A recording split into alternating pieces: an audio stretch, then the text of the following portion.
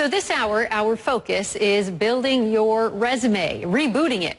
People are getting creative with more competition out there, of course. So how do you get your foot in the door without having to send your resume attached to a shoe?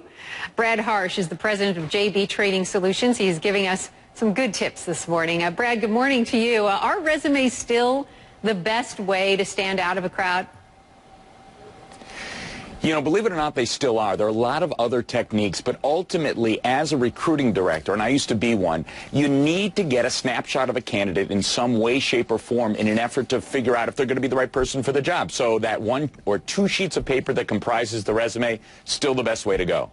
I know you have shared with us some common mistakes that people make when writing that resume. The first one you say is that people write job description resumes as opposed to accomplishment resumes. What do you mean? Basically, what most people do, and I'm telling you, I've read 10,000 resumes, so I've seen it all. Most people describe what they've done as well as what anyone has ever done in the history of the job. They merely describe their position. So if they're a sales associate, they'll put a bullet point that says, sold merchandise to customers. I'd argue that every sales associate in the history of the world has ever done that. And what people need to do is write what I call accomplishment resumes. What did they do that was specific? What did they do that was different, that was unique? What is quantifiable about what they actually accomplished? Another mistake that you say some people make is writing resumes that are too long, too detailed, maybe too personal. But, you know, how do you fit 20-plus years of experience if you have it into 1 or 2 pages? That's a great point. And what I advise people to do is really focus on what you've been doing most recently and what's most relevant to the next job that you're going into. So even if you have 20 years of job experience, the fact of the matter is right now, I don't care what you did as an intern in 1995. That's going to be less relevant to me. So you can still list those jobs on your resume, but don't give me a lot of bullet points, again, about accomplishments on how you helped launch the new C++ program that is no longer relevant in the world today. So focus on what you did most recently. And you say to avoid language like hardworking and great leader. I mean, I would think some people would think that's a good idea. So why should we avoid that? I call those self-ascribed attributes. Anyone in the world can write on their resume that they're hardworking, that they have great communication skills, that they're a wonderful leader. There's no test or law that you'd have to pass to show that you can do that. So as a recruiting director reading thousands of resumes, you tend to get very skeptical. I always say it this way. If you weren't hardworking, would you write moderately hard worker with so-so communication skills? So anyone can write that stuff. I don't believe it. I want to see it proven. And what I tell people is, if you're a great communicator, write great communication skills, having delivered more than 60 presentations to audiences as large as 1,000 people. So you can put those on there. Just prove it to me. Got it. Now, LinkedIn published a list of the most overused resume words. The top 5 are creative, also organizational, effective, extensive, experience, track record. I mean, do recruiters look out for these words? Do they look out for things that might grab their attention?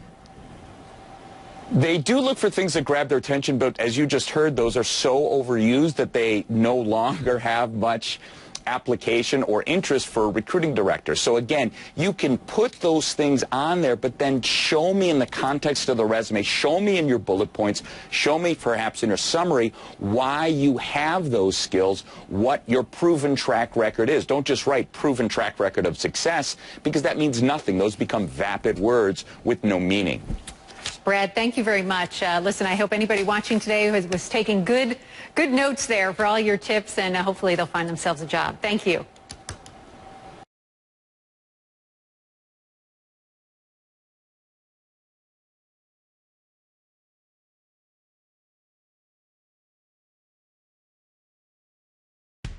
You've heard it for years. The better you dress at work, the better you'll be perceived, and the quicker you'll advance. To learn more about the importance of dressing well at the office, we spoke to a veteran human resources consultant.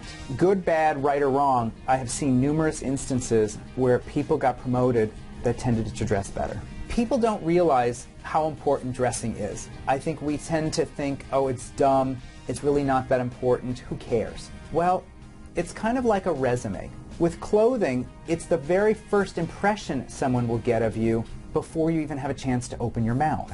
For an insider's take on the right outfits for your profession, we spoke to a fashion representative at Theory's flagship store in New York City. For men dressing in the corporate setting, I think a suit is always the best option. Here we have a dark navy suit. A dark suit's great just because it's really versatile and you'll always be able to wear it, whether it's for an interview, a board meeting, or any work-appropriate occasion. For a man to dress in a less corporate setting, I think separates are a great way to go. For example, here we have a navy cardigan with a button-down and a tie, and you can really wear it without the tie if you want to for a less corporate look. Wearing the khaki pant with any sort of button-down is a great option for casual dressing at the office. It's put together, but it's still relaxed. If you're questioning something that you want to wear and you're not sure if it's right, it probably isn't. If it's too shiny, if it's too tight, if it's too big, I probably just wouldn't recommend wearing it.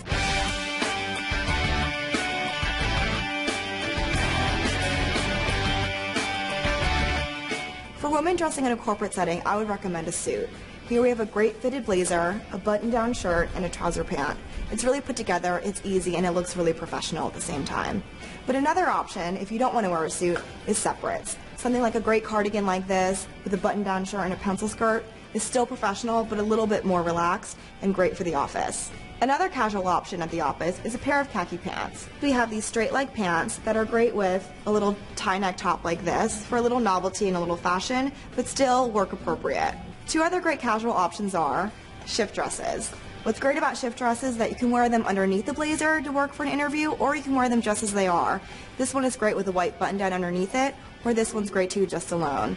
Some fashion faux pas for women to look out for in the workplace are really anything that's too much of anything. Whether it's too short, too tight, too revealing, too low cut, you should really stay away from wearing anything like that. I definitely think one should be thinking about wearing your best for an interview. I go by the rule, you're better off to tend to be a little bit more conservative in an interview than to go the other way around, unless you know specifically that they're looking at you for your creativity. Say you were going to interview in an advertising agency that's hiring you to be a creative person. There, you may decide to be a little bit more outlandish because that's what they're hiring you to do. The important part here is to be appropriate for the setting you're in.